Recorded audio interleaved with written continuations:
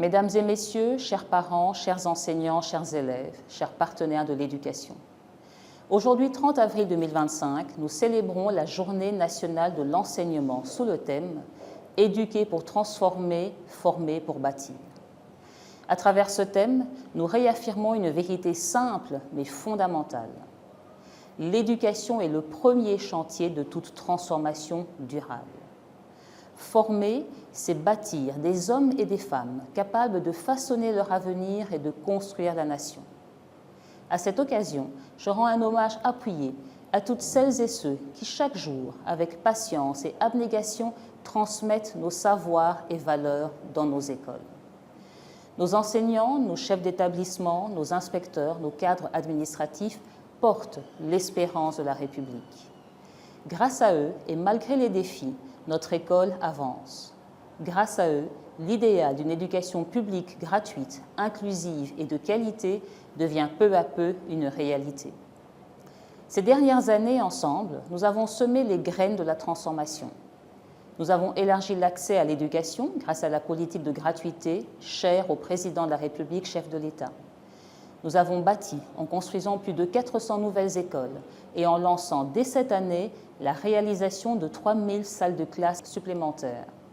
Nous avons amélioré la qualité en renforçant la formation continue des enseignants, en réformant nos examens nationaux et en intégrant progressivement le numérique dans l'apprentissage. Et nous avons ravivé la citoyenneté en inscrivant dans le cœur de nos écoles le serment du citoyen et en réinstaurant la levée du drapeau et l'hymne national.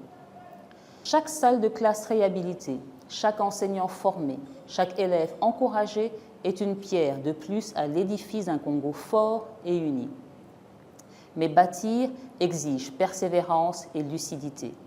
Les défis restent nombreux. Transformer l'école ne signifie pas seulement ajouter des murs et un toit. Cela exige de créer des espaces d'apprentissage où chaque enfant, fille ou garçon, en milieu urbain comme en zone rurale, peut déployer son potentiel. Former impose de valoriser encore davantage nos enseignants, car aucun système éducatif n'est meilleur que ses éducateurs. Innover est une nécessité. Les outils numériques doivent devenir des alliés pour rendre l'éducation plus accessible, plus interactive et plus résiliente.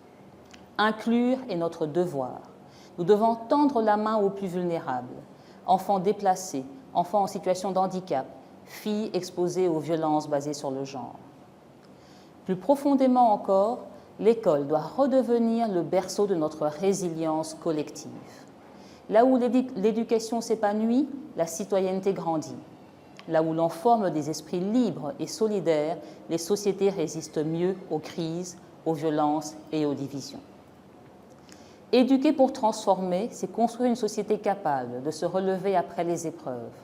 Former pour bâtir, c'est forger des citoyens responsables, unis par des valeurs communes, prêts à porter la destinée de la nation. Chers collègues, chers élèves, chers partenaires, l'éducation est une œuvre nationale, un combat quotidien et une promesse collective. C'est ensemble que nous réussirons. Je vous invite, chacune et chacun, à renouveler aujourd'hui votre engagement. Enseignants, soyez les bâtisseurs patients de l'avenir. Parents, soyez les premiers alliés de l'école. Élèves, soyez les artisans de votre propre destin. Permettez-moi de clore en rappelant cette pensée du philosophe congolais Valentin Yves Mudimbe qui vient de nous quitter. Ce n'est pas le savoir seul qui transforme, c'est le courage d'en faire un chemin. Agissons donc aujourd'hui et chaque jour pour bâtir ensemble un Congo où chaque enfant formé dans nos écoles sera demain l'architecte d'une société plus juste, plus forte et plus solidaire. Nous sommes l'éducation nationale. Nous préparons l'avenir de nos enfants. Nous construisons la nation. Je vous remercie.